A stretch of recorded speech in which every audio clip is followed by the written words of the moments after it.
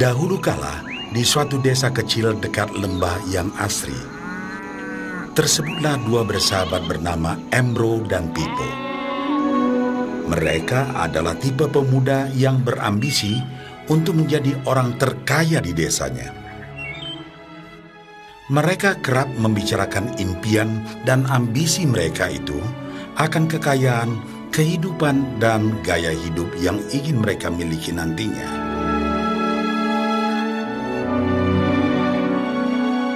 Mereka tidak takut untuk bekerja keras, hanya saja mereka masih belum mendapatkan kesempatan untuk dapat mewujudkan cita-cita mereka. Tanpa putus asa, mereka terus mencari dan mencoba gagasan-gagasan baru untuk mendapatkan kesempatan tersebut.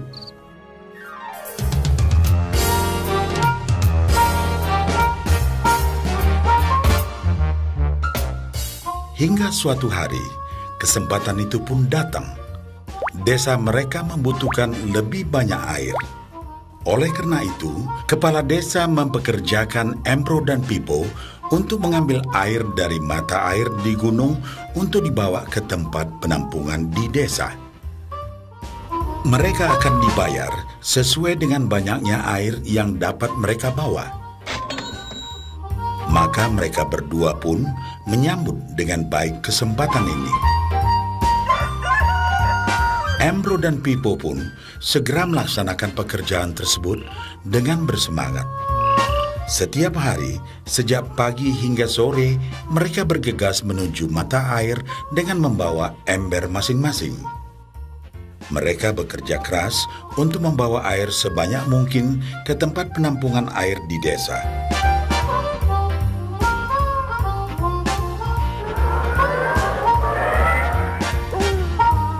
Menjelang sore hari, mereka pun pulang dengan membawa upah dari hasil jerih payah mereka hari itu.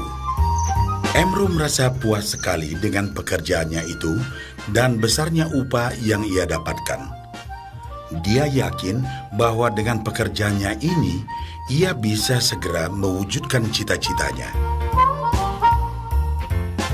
Bahkan untuk menambah penghasilannya, Embro membuat ember yang lebih besar agar dapat lebih banyak membawa air. Embro yakin dengan penghasilannya sebesar itu, tak lama lagi ia bisa segera membeli sapi dan memiliki gubuk baru yang ia idam-idamkan.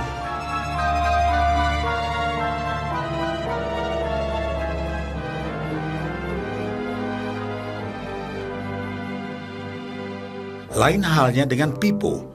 Dia merasa tidak nyaman dengan cara yang mereka lakukan itu. Ia mencari cara yang lebih nyaman untuk mendapatkan lebih banyak uang. Suatu hari, Pipo mendapat sebuah gagasan.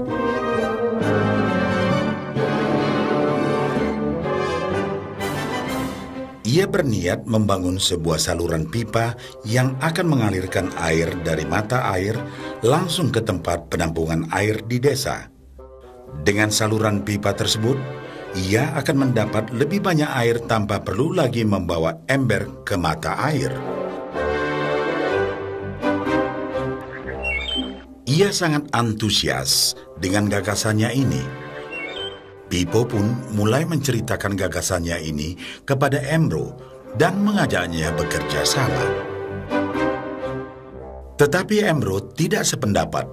Ia bahkan mentertawakan gagasan Pipo tersebut karena merasa dirinya mampu mendapatkan lebih banyak uang. Embro pun lebih sering lagi mengambil air dengan ember dan bahkan menggunakan ember yang lebih besar agar dapat membawa lebih banyak air ke desanya. Dengan cara ini, Embro yakin penghasilannya akan meningkat.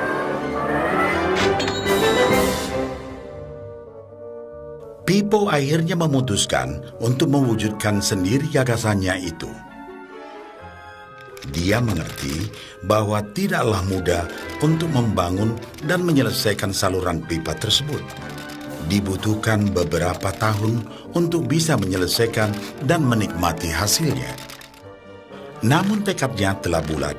Ia pun tetap bekerja mengangkat air dengan ember setiap hari seperti biasa. Tetapi di akhir minggu dan setiap ada waktu luang, Pipo bekerja keras menggali tanah yang banyak berbatu untuk membangun saluran pipanya.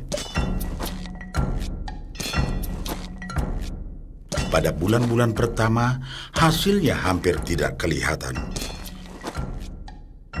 Orang-orang desa mulai banyak mentertawakan dan mencemooh Pipo. Mereka menjulukinya Pipo si manusia saluran pipa.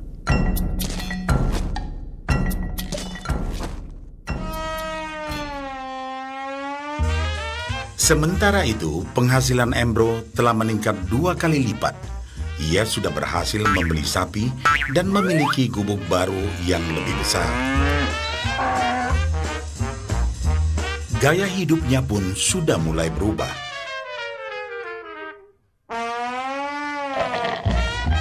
Ia sering menghabiskan waktu sepulang kerja di bar, menikmati hasil jerih payahnya mengangkat ember.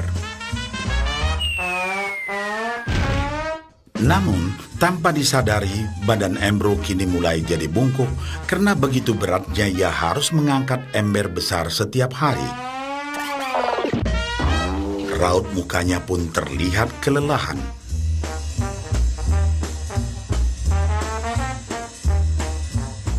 Semakin hari, semakin sedikit air yang dapat dibawanya karena tenaganya berkurang seiring bertambahnya usia.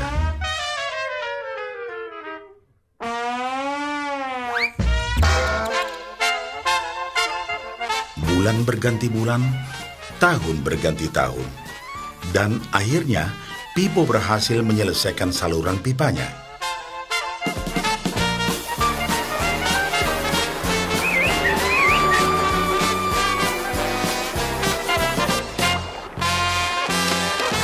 Kini, tanpa perlu bersusah payah mengangkat ember, Pipo akan mendapat lebih banyak uang berkat air yang terus mengalir memenuhi tong-tong air di tempat penampungan.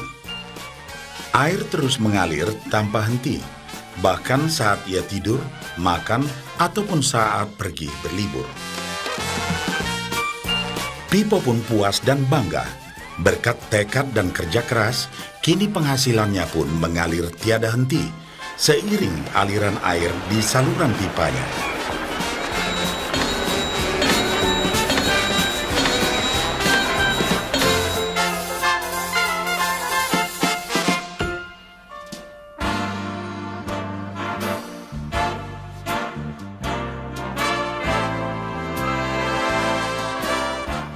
Setelah melihat cerita Embro dan Pipo, kita sadari bahwa cerita mereka menggambarkan kehidupan kita. Pekerjaan yang dilakukan mereka melambangkan apa yang dilakukan kebanyakan orang dalam mendapatkan penghasilan.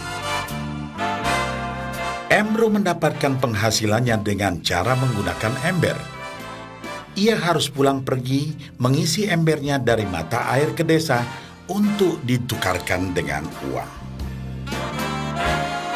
Untuk meningkatkan penghasilan, yang dilakukan Embro adalah dengan cara lebih rajin pergi ke mata air dan juga memperbesar ukuran embernya. Dalam kehidupan yang nyata, sangatlah normal kalau kita ingin meningkatkan penghasilan, kita harus bekerja lebih keras. Misalnya, dengan bekerja lembur atau mungkin mendapatkan pekerjaan tambahan. Kita juga dapat memperbesar ember kita, yaitu dengan menerima posisi pekerjaan yang lebih tinggi. Sebagian besar dari kita menukarkan waktu kita untuk mendapatkan uang.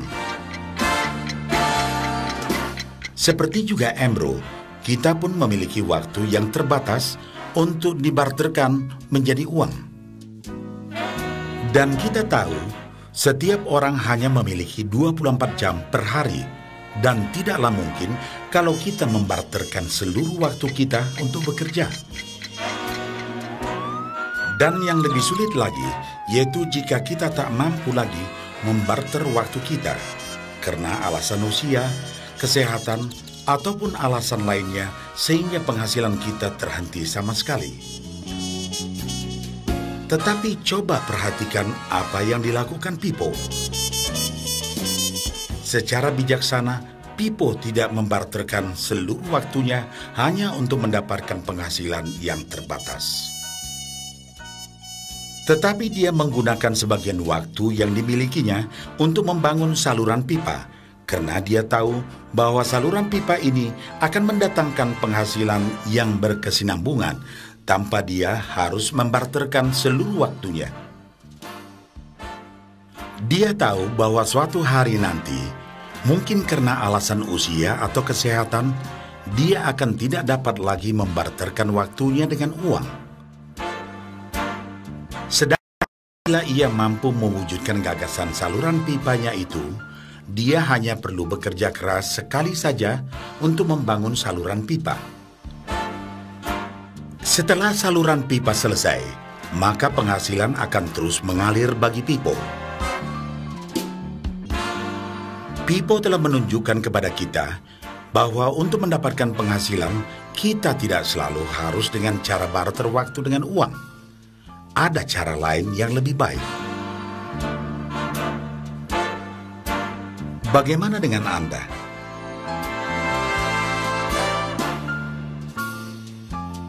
Apakah Anda masih seperti Embro yang membarterkan waktu Anda untuk mendapatkan penghasilan? Atau Anda ingin mengikuti jejak Pipo dengan mulai membangun saluran pipa untuk mendapatkan penghasilan yang berkesinambungan?